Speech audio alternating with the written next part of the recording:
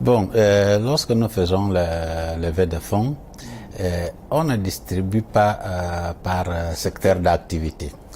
Et ce que nous faisons, c'est de distribuer entre le secteur public et le secteur privé.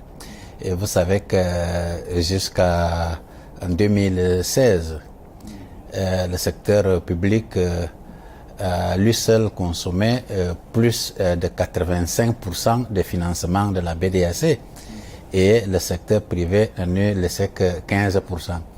Or, nous avons pensé qu'au vu de la situation, que c'est le secteur privé qui doit être porteur, moteur de notre développement. Alors, lors de notre plan stratégique qui couvre 2017-2022, nous avons décidé d'augmenter la part de financement destiné au secteur privé jusqu'à 40% de tous nos financements. C'est ce que nous faisons. Ceci dit, ce que nous pouvons dire, c'est qu'il n'y a pas suffisamment de projets énergétiques qui nous sont soumis. Mais tous ce qui nous sont soumis ont reçu le financement. Vous savez, nous finançons des projets de centrales hydroélectriques au Cameroun, en Guinée équatoriale et ailleurs. Nous finançons les lignes de transport électrique, etc., etc. Mais en termes de pourcentage, je peux vous dire qu'aujourd'hui, nous destinons déjà, je crois qu'environ 18% de nos financements pour le secteur énergétique. C'est peu. Et nous croyons qu'on doit accroître ça au vu des besoins en énergie de la zone SEMA. Mais c'est en fonction des projets. Donc on ne peut pas fixer qu'on va augmenter de 100 milliards et 200 milliards, mais ce que nous voulons, c'est qu'aucun projet bancable, aucun projet de développement ne reste pas dans le tiroir de fait qu'on n'a pas trouvé de financement. Donc la BDAC est là. Si le projet est extrêmement lourd en matière de consommation de financement, si nous ne pouvons pas aller seuls, nous pouvons mutualiser nos partenaires internationaux pour que nous allions dans le financement ensemble.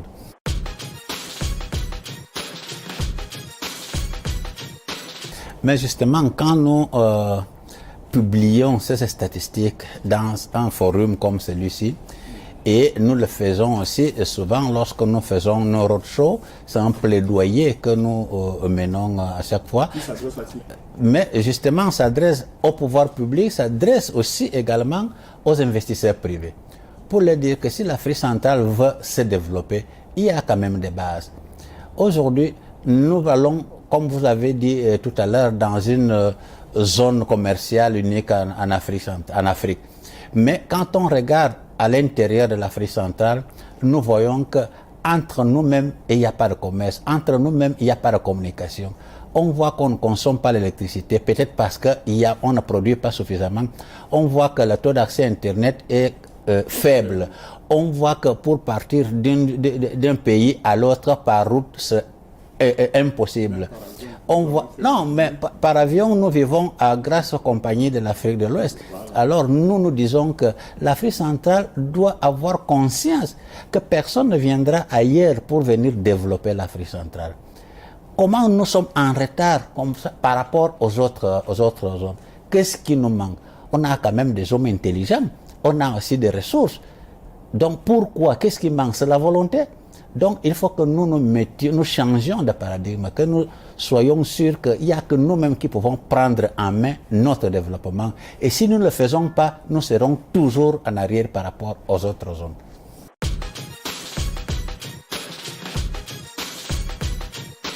Bon, c'est tout le sens de notre plan stratégique. Nous nous sommes rendus compte, comme vous le dites, que nous sommes la zone la plus riche. Nous sommes la zone la plus fertile. Vous prenez un grain, vous jetez n'importe où vous partez, ça pousse tout seul. Les oiseaux prennent une partie, ils vous laissent l'autre partie et vous produisez.